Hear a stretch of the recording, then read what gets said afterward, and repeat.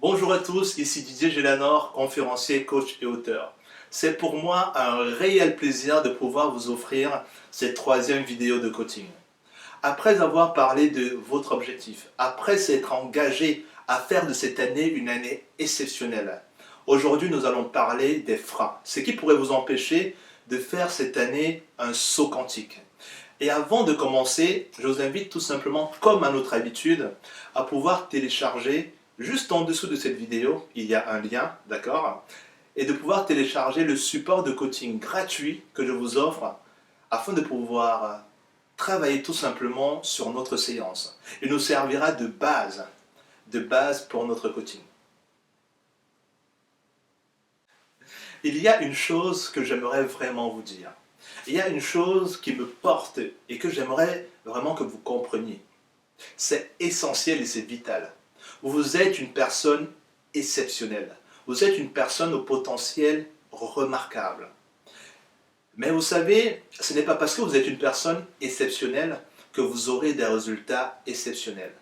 Ce n'est pas parce que vous êtes une personne remarquable que vous aurez des résultats remarquables. Non, parce que vous, comme moi, nous avons des freins. Nos résultats ne sont pas forcément le reflet de qui nous sommes. Nos résultats ne sont pas forcément le reflet de nos réelles possibilités. Il y a ce qu'on appelle en coaching des interférences. D'ailleurs, il y a un principe très simple en coaching qui dit que votre performance est égale à votre potentiel moins les interférences. Et justement, aujourd'hui, nous allons parler de ces interférences. Et pour cela, le premier exercice que nous allons voir, je vais juste vous inviter à regarder vers votre passé. Ces 5 dernières années que vous avez vécues. Et je vais vous demander de prêter attention aux pensées néfastes et nuisibles que vous avez pu avoir. Ces pensées que vous aviez lorsque vous étiez en train de réaliser une activité dont l'issue n'a pas été ce que vous espériez. Quelles sont ces pensées? Quelles sont ces pensées que vous étiez en train d'entretenir pendant que vous étiez en train de faire ces activités? Prenez le temps de les noter. Ça peut être des pensées du style « je n'y arriverai pas, je n'y arriverai pas, je ne suis pas capable, je ne suis pas assez intelligent, je n'ai pas assez d'argent, je ne sais pas ». Ces pensées, elles vous appartiennent, mais identifiez-les. Quelles sont ces pensées? Prenez vraiment le temps de faire ce travail. C'est important et c'est primordial. Ensuite, après avoir défini ces pensées, je vous invite dans le même volet de ce premier exercice, c'est de pouvoir définir les actions nuisibles et néfastes que vous posiez lorsque vous étiez en train de préparer votre objectif, lorsque vous étiez en train de préparer votre activité. C'est peut-être le temps que vous avez mis à regarder la télévision ou le temps que vous aviez mis à régler des choses sur lesquelles vous n'étiez pas forcément expert au lieu de prendre quelqu'un d'autre pour le faire. Ça peut être, je ne sais pas, mais essayez vraiment de mettre un miroir devant vous et de vous scanner, de vous scruter, de scruter ces pensées et ces actions qui vous ont empêché d'être au maximum de votre performance, d'être au niveau de la performance que vous pensez pouvoir avoir. Vous savez, en psychologie, il y a une chose qu'on appelle la dissonance cognitive. C'est la grande différence qu'il y a entre ce qu'une personne pense qu'elle est capable de faire et les résultats qu'elle fait. Lorsque vous êtes en adéquation complètement avec ce que vous sentez être capable de faire et ce que vous faites, alors là on parle de cohérence cognitive. Alors pour cette année, pour avoir des résultats exceptionnels, pour pouvoir réaliser un saut quantique, il faudrait justement que vous soyez en cohérence. Et pour que cela puisse être pratique, pour que cela puisse être évident, il faudrait que vous identifiez déjà quelles sont ces pensées qui vous empêchent d'avoir les résultats que vous voulez. Quelles sont ces actions qui vous empêchent d'avoir les résultats que vous voulez. Ok? Alors, le deuxième volet de notre deuxième volet, la deuxième question que je vous invite à répondre, le deuxième exercice, on va le dire comme ça, c'est tout simplement d'observer l'année qui s'offre à vous.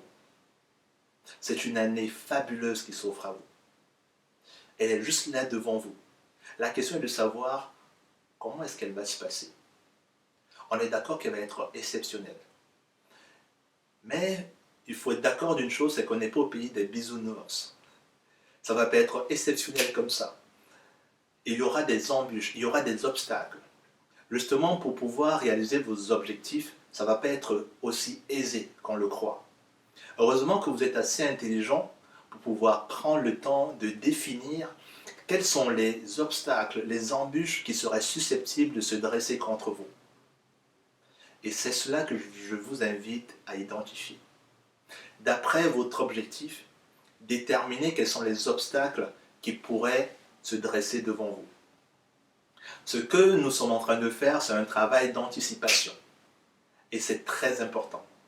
Lorsque vous avez la capacité d'anticiper les choses, vous avez beaucoup plus de confiance pour pouvoir les braver. Vous avez beaucoup plus de temps pour pouvoir passer à un niveau supérieur. Vous êtes beaucoup plus serein. Et votre niveau de stress n'est pas le même. Parce que vous avez vous avez déjà anticipé les choses. On est bien d'accord que vous ne pourrez pas tout anticiper. Et c'est normal. Mais vous aurez quand même l'avantage d'avoir anticipé une grande partie. Et même si ce que vous avez anticipé n'arrive pas, eh bien tant mieux. Eh bien tant mieux.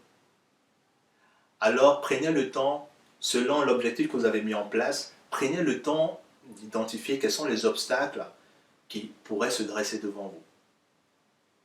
C'est très important. Ok? Super. Alors, notre troisième exercice, c'est toujours en regardant cette belle année qui s'offre à nous, cette année formidable qui s'offre à nous, c'est justement de vous poser la question de savoir quelles sont les pensées audacieuses et courageuses que vous devez entretenir à partir de maintenant. Quelles sont les pensées courageuses et audacieuses que vous devez entretenir à partir de maintenant? Prenez vraiment le temps de les lister. Ça peut être des pensées du style « j'ai de plus en plus confiance en moi ». Ça peut être des pensées du style « je suis en train d'avoir de plus en plus confiance en moi ». J'ai les capacités de réaliser tout ce que je veux. J'ai les capacités, je ne sais pas, ça vous appartient.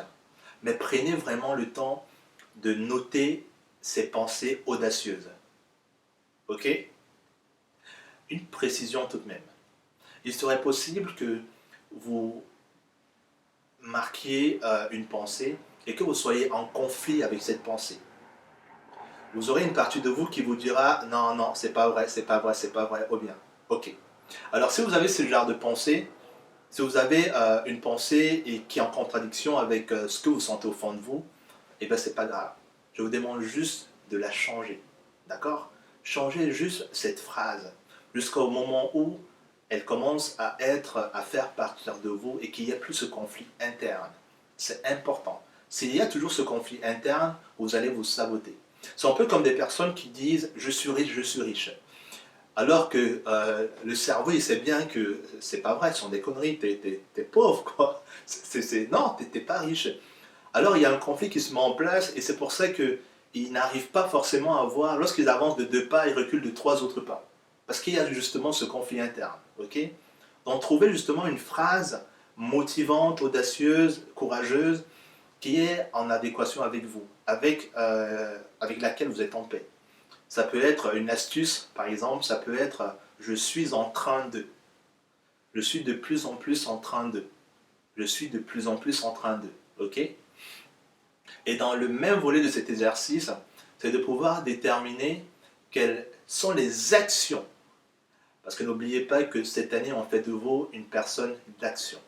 Vous devenez une personne d'action. Quelles sont les actions courageuses et audacieuses dont vous avez besoin pour pouvoir atteindre un niveau de succès jusqu'à présent que vous n'avez pas eu?